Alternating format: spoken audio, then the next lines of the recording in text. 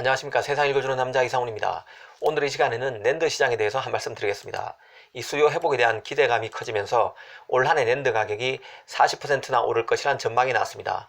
이런 와중에 연초 일본 키옥시아의 화재 소식도 있었습니다. 낸드 시장의 전망이 더 좋기 때문일까요? 이 추격자의 움직임도 거셉니다.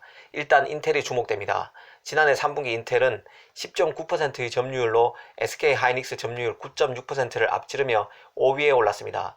메모리에 또다시 공을 들이고 있는 인텔이 낸드에서부터 위력을 가시하고 있다는 생각이 듭니다.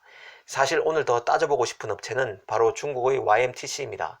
이 대만 디지타임스에 이 YMTC가 64단 3D 낸드 양산에서 더 나가서 128단 3D 낸드를 만들기 위해 라인 전환을 준비하고 있다는 소식이 크게 보도됐습니다.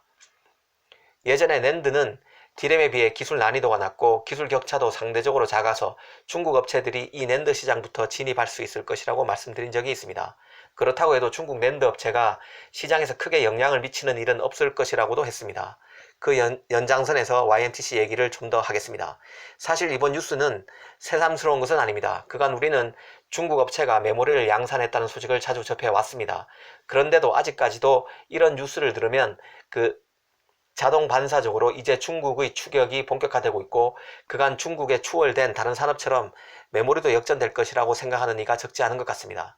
그래서 이와 관련한 설명을 더 드리고 싶습니다. 이 YMTC 기사를 자세히 보면요, 중요한 사실이 하나 빠져 있음을 알게 됩니다.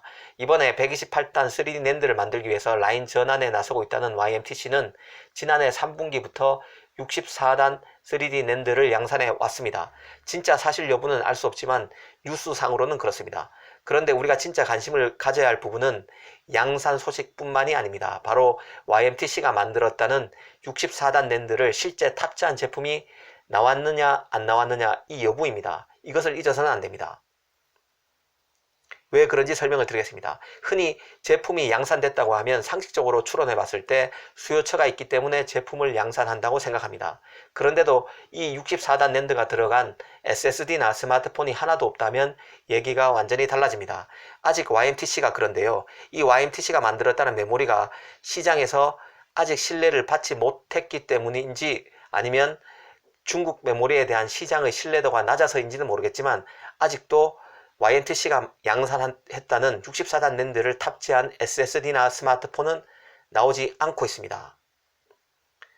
이것은 바로 아직 YMTC 기술력이 멀었다는 의미와도 같습니다. 실제 그 64단, 128단 같은 단수는 메모리의 성능을 측정하는 지표가 아닙니다. 굳이 말하면 생산자가 얼마나 단위 생산량을 더 늘릴 수 있느냐를 보는 지표일 뿐입니다. 단수는 바로 생산성을 높이기 위함이란 뜻인데요. 가령 3D 낸드는 평면 구조의 메모리를 수직으로 쌓아 올린 것으로 단수가 높을수록 고용량 제품입니다. 단수에 따라서 3세대가 32단, 4세대가 64단에서 72단, 5세대가 92단에서 96단식으로 구분되는데 통상 한 세대를 건너뛰는데 1년가량이 걸립니다. 삼성 같으면 YMTC가 양산한 64단 제품을 2016년에 내놨으니까 4년가량 삼성이 앞선다고 볼 수 있습니다. 이 삼성의 경우는 실제 64단 제품을 양산했을 뿐만 아니라 이 64단 낸드가 적용된 SSD, 스마트폰과 같은 제품을 2016년에 내놨기 때문에 실제 YMTC와의 격차는 4년 이상으로 볼 수 있을 것입니다. 다시 돌아와서 YMTC가 64단 낸드를 만들던 라인을 128단 라인으로 바꾸기 위해 준비 중이라는 뜻은 더 고용량 제품을 더 많이 생산할 수 있는 구조로 생산 라인을 정비 중이라는 의미입니다. 그러면 생산자 입장에서는 생산성이 좋아지고 원가를 줄여서 이익을 더 많이 낼 수 있게 됩니다. 하지만 명심해야 될 게 있습니다. 이런 단수 조정은 소비자와는 상관이 없다는 점입니다. 소비자 관점에서 보면 64단이든 128단이든 아무런 상관이 없습니다. 소비자로서는 단이 중요한 게 아니라 메모리의 전송 속도, 수명, 전력 소모량 등 메모리의 스펙이 중요할 뿐입니다. 소비자는 정해진 크기 안에 원하는 용량을 원하는 가격 안에 넣을 수 있을지가 중요할 뿐입니다.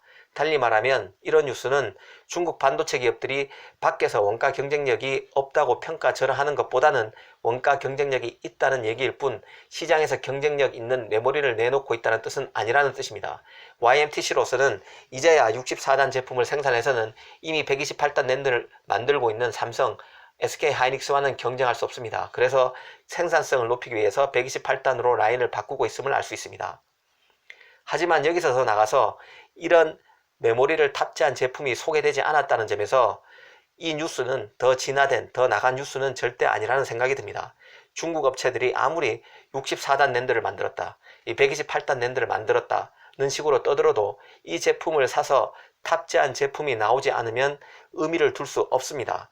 소비자에게 검증받기 위한 마지막 관문을 통과하지 못했다는 얘기이기 때문입니다. 사실 대만 디지타임스의 그 YMTC 기사를 보면요, 최근 2년에서 3년간 중국의 메모리가 계속 제자리 걸음을 하고 있다는 인상을 받게 됩니다.